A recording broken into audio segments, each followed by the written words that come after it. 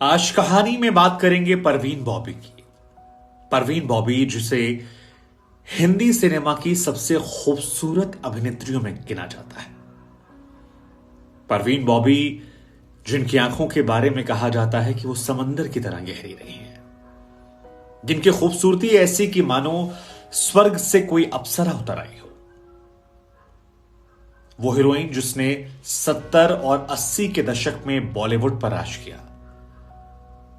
अपनी अदायगी, अपनी बोल्डनेस के चलते वो भारत की पहली ऐसी अभिनेत्री बनी जो टाइम मैगजीन के कवर पेज पर आई। और ये बॉलीवुड डेब्यू के बस 2-3 साल के अंदर हो गया। उस अभिनेत्री ने 3 बड़े एक्टर्स को डेट किया, एक डायरेक्टर को डेट किया, लेकिन उस एक्ट्रेस की जिंदगी में प्यार उसे कभी नसीब नहीं हुआ। वो जिसके इर्द गिर्द लाखों की भीड़ हुआ करती थी, एक रोज अचानक वो गायब हो जाती है, लौट कर आती है तो एक बीमारी से ग्रसित होती है। आलम यह होता है कि दुनिया उसका साथ छोड़ जाती है और चकाचौंध में रहने वाली वो परवीन बॉबी एक रोज अपने घर में यूं ही मरी पड़ी रहती है, किसी को पता नहीं लगता। कई दिनों बाद खबर होती है कि परवीन बॉबी इस दुनिया में नहीं है। अंतिम संस्कार में भी मुट्ठी भर लोग पहुंचते हैं।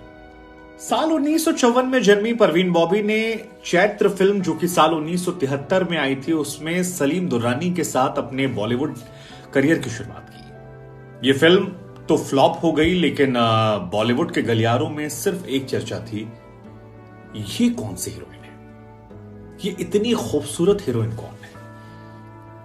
अपने जमाने में कहीं ज्यादा आगे रहने वाली परवीन बॉबी को रातों रात बॉलीवुड ने सरांखों पर बिठा लिया।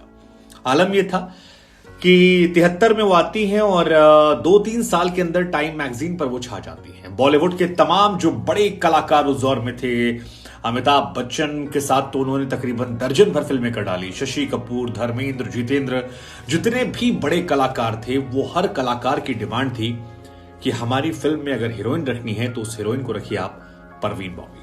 परवीन बॉबी के सितारे जो हैं वो 7वें आसमान पर चले गए।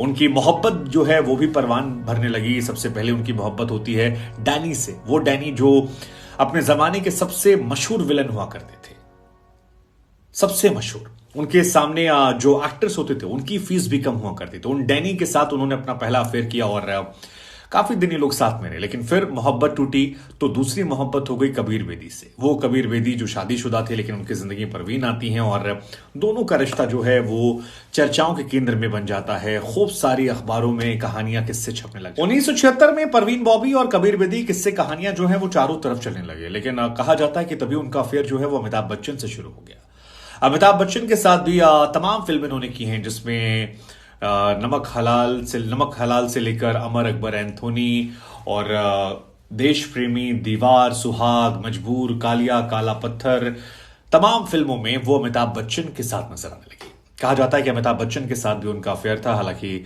अमिताभ बच्चन ने कभी भी सार्वजनिक तौर पर इस बात को कबूल नहीं किया कि वो परवीन बॉबी के साथ किसी भी तरह के रिलेशनशिप में थे। वो इस बात से इनकार करते नजर आए। लेकिन बॉलीवुड के गलियारों में परवीन बॉबी को लेकर जब भी चर्चाएं होती हैं तो अमिताभ बच्चन से उनके अफेयर की चर्चा जरूर होती है। उन्होंने मोहब्बत कबूल की डैनी ने, मोहब्बत कबूल की कबीर बेदी ने, और आखिरी नाम जो आता है उनके साथ मोहब्बत कबूल करने का वो आता है महेश भट्ट का। वो महेश भट्ट जो शादीशुदा थे वो परवीन बॉबी के प्यार में पड़ जाते हैं। और अगर आपको याद हो तो साल 2005 के आसपास एक फिल्म आई थी परवीन बॉबी की डेथ के बाद, वो लम्हे दरअसल महेश भट्ट ने एक तरह से ट्रिब्यूट दिया था परवीन बॉबी को। उस फिल्म की ओपनिंग शॉट की जब शुरुआत हो रही थी और उसका जब प्रोमो बन रहा था तो महेश भट्ट की एक लाइन आती है कि उस औरत की बर्बादी ने मुझे आबाद किया। ये कहते हैं कि महेश भट्ट ने उनकी कहानी को पर्दे पर दिखाया, सारांश फिल्में, और उसके बाद भट्ट साहब का करियर चल गया। लेकिन परवीन बॉबी की कहानी 80 के दशक की है। 80 के दशक में परवीन बॉबी का महेश भट्ट से अफेयर था और महेश भट्ट शादीशुदा होने के बावजूद अपनी पत्नी को धोखा देकर परवीन बॉबी के साथ रिश्ते में जाते हैं। महेश भट्ट ने इस बात को हमेशा कबूला भी, तमाम टीवी इंटरव्यूज में इस बात को कहा कि उस औरत की बर्बादी ने मुझे आबाद किया। और उन्हीं को लेकर ये फिल्म जो वो लम्हे हैं वो आप देखेंगे, उसमें बहुत सारे सीन्स भी हैं जो बिल्कुल ओरिजिनल दिखाए गए हैं। कैसे वो दोनों प्यार में पड़ते हैं, कैसे एक बीमारी से ग्रसित होती हैं, कैसे खुद को हार्म करने लगती हैं। लेकिन इस फिल्म ने एज अ डायरेक्टर जब महेश भट्ट को सारांश ने हिट कर दिया और वो हिट हो गए, परवीन बॉबी डिप्रेशन में जाने लगी। और डिप्रेशन का असर ये हुआ कि 1983 में जब उनका करियर पीक पर था, उस बीच में वो बॉलीवुड को छोड़कर गायब हो जाती हैं। ये वो दौर था जब बॉलीवुड और अंडरवर्ल्ड के रिश्ते बहुत ज्यादा हुआ करते थे, और परवीन बॉबी के गायब होने पर कई लोगों को लगा कि शायद वो अंडरवर्ल्ड के चंगुल में फंस गई हैं और अब वो गायब हो गई हैं। बाद में भी कई एक्ट्रेस ऐसी आई जो अंडरवर्ल्ड के चंगुल में फंसी और बॉलीवुड को छोड़कर वो दूसरी चली गई। लेकिन फिर एक दिन न्यूयॉर्क में एक लड़की को अरेस्ट किया जाता है, उसके पास पहचान पत्र नहीं होता, और तब पता लगता है कि वो एक्ट्रेस कोई और नहीं, वो लड़की परवीन बॉबी है। परवीन बॉबी न्यूयॉर्क में मिलती हैं और कहा जाता है कि अमेरिका चली गई थी वो अध्यात्म की दुनिया में, लेकिन क्योंकि उनके पास कोई पहचान पत्र नहीं था तो बहुत दिनों तक उन्हें वहां मेंटल हॉस्पिटल में रखा गया, जहां पर काफी समय तक रही, और बाद में उन्हें उनके कुछ दोस्तों ने, हालांकि इसके बाद साल 1989 में वो वापस इंडिया लौट आती है। लेकिन जब वो इंडिया लौटी तो ये वो परवीन बॉबी नहीं थी जिसे देखकर लोगों की आंखों में चमक आ जाया करती थी, जो उसकी खूबसूरती के दीवाने हो जाया करते थे, जो इसके पीछे पागल रहा करते थे। ये परवीन बॉबी कोई और थी। परवीन बॉबी फिजिकली काफी हेल्दी हो चुकी थी और काफी वेट उन्होंने पुट ऑन किया था। उन्हें पहचान पाना थोड़ा सा मुश्किल हो रहा था।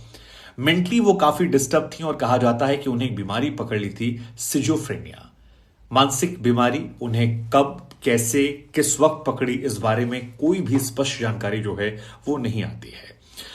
हालांकि तमाम लोग ये कहते हैं कि मोहब्बत में मिले धोखे ने उन्हें बर्बाद करके रख दिया, और वो कई लोगों पर ऐसे आरोप भी लगाती थी। कई बार वो शिकायतें करती थी, कई बार थाने पहुंचे, अमिताभ पर आरोप लगाए उन्होंने। डैनी का किस्सा है, कबीर बेदी का किस्सा है। लेकिन इन बीमारियों को लेकर बाद में जब उनसे सवाल पूछा गया तो वो हमेशा कहती थी कि ये इंडस्ट्री मुझे बर्बाद करने के लिए ऐसा कर रही है, मुझे बदनाम किया जा रहा है और मेरी छवि को धूमिल करने के लिए ऐसा। लेकिन इस बीमारी ने उन्हें अंदर तक हिला कर रख दिया था, और बाद में कई किस्से कहानियां ऐसे आए जिन्हें सुनकर लोगों के रोंगटे खड़े हो गए। मतलब अंतिम समय जो था वो इतना ज्यादा खतरनाक था कि जिसको सुनने के बाद रूह कांप जाती है, कलेजा जो है वो मुंह को आ जाता है। परवीन बॉबी के दर्दनाक कहा। इस बीमारी ने परवीन बॉबी को इतना ज्यादा परेशान कर दिया था कि वो मेंटली इतनी डिस्टर्ब हो गई थी कि अपने घर में वो अकेले रहने लगी थी। अपने आसपास के लोगों को उन्होंने काट दिया था, और अगर कोई मीडिया कर्मी कभी उनका इंटरव्यू लेने के लिए पहुंच जाए तो उन्हें लगता था कि शायद ये उन्हें मारने के लिए आया। कई बार उससे भाग जाया करती थी, कई बार वो आती थी, कहती थी ये खाना है मेरा, जरा टेस्ट करके बताओ, पानी है इसे पी कर बताओ फिर मैं पीऊंगी। दरअसल उनके मन में एक डर पैदा हो गया था कि कोई उन्हें मारना चाहता है, और यहां तक कि खबरें आती हैं कि जो मेकअप वो इस्तेमाल करती थी उसको भी इस्तेमाल करने से वो डरती थी। उन्हें लगता था कि इस मेकअप ने किसी ने कुछ ऐसा मिला दिया है जो उनकी चमड़ी को उजाड़ देगा, जो उनकी खूबसूरती को मिटा देगा, और इस डर ने उन्हें दुनिया से काट दिया, उन्हें पागलपन तक की हद तक पहुंचा दिया। और आखिरी के 4 सालों के जब जिक्र आता है तो 2000 के बाद कहा जाता है कि वो हर फोन कॉल को रिकॉर्ड करती थी। यहां तक कि अगर कोई उन्हें फोन करे तो उस व्यक्ति को वो बता भी दिया करती थी कि मैं आपका फोन रिकॉर्ड कर रही हूं, मुझे मेरी जान का खतरा है। और तमाम ऐसी कहानियां हैं जो उन्हें परेशान करने वाली थी। हालांकि परवीन बॉबी ने काम छोड़ने के बावजूद मैगजीन्स में या फिर न्यूज़पेपर में लिखना बंद नहीं किया था, वो लिखती रहती थी। लेकिन फिर धीरे धीरे जब आखिरी के 2000 के आसपास साल आते हैं तो फिर वो उनके जो लोग थे उनसे भी दूर हो जाती हैं और लिखना पढ़ना जो है वो भी बंद होता है, एक फ्लैट। हालांकि सबसे पहले इस बीमारी के बारे में महेश भट्ट को पता लगा था। 1979 में महेश भट्ट एक बार परवीन बॉबी के घर जाते हैं, सिजोफ्रेनिया जो बीमारी है, और ये किस्सा उन्होंने बताया था। ये वो लम्हे में है भी कि वो हाथों में एक चाकू लेकर दीवार के कोने में बैठी रहती हैं, और महेश भट्ट जाते हैं तो चाकू उनकी तरफ करती हैं, कहती मेरे करीब मत आओ, इस कमरे में कोई है जो मुझे मार देना चाहता है, कोई है जो नहीं चाहता कि मैं जिंदा रहूं। और ये कहा जाता है कि महेश भट्ट ये दृश्य देखकर सकपका गए थे, उनके होश फाख्ता हो गए थे, और इस सीन को बाद में उन्होंने वो लम्हे में क्रिएट भी किया है। आपने देखा कंगना रनावत वो बाथटब में अपने आप को नुकसान पहुंचाती हैं, और ये सारे किस्से कहानियां जो हैं ये इस असल जिंदगी के जो हैं वो लम्हे में दर्शाने की कोशिश की गई है। इसीलिए वो लम्हे को बनाने के दौरान महेश भट्ट का जो वो प्री इंटरव्यू है उसमें वो कहते हैं कि ये लास्ट ट्रिब्यूट है मेरा उस औरत को जिसकी बर्बादी ने मुझे आबाद कर दिया, जिसके किस्से कहानियों ने मुझे स्टार बना दिया। वो औरत जो मेरे से बहुत बड़ी शख्सियत थी, जिसने मुझसे मोहब्बत की, मेरी दुनिया को खूबसूरत बनाया, लेकिन फिर वो बर्बादी के ऐसे दलदल में चली गई जहां से उसे कोई निकाल नहीं पाया। और 4 मर्तबा मोहब्बत करने के बावजूद परवीन बॉबी आखिर के दिनों में अकेली घुट घुट कर मरती हैं। मतलब उनकी मौत इतनी ज्यादा दर्दनाक थी कि आंसू निकल आएंगे आपके। परवीन बॉबी को बाएं पैर में गैंग्रीन हो गया था, उन्हें डायबिटीज की बीमारी थी और वो शराब बहुत पीने लगी थी। 20 जनवरी साल 2005 को परवीन बॉबी अपने फ्लैट में मृत पाई जाती हैं।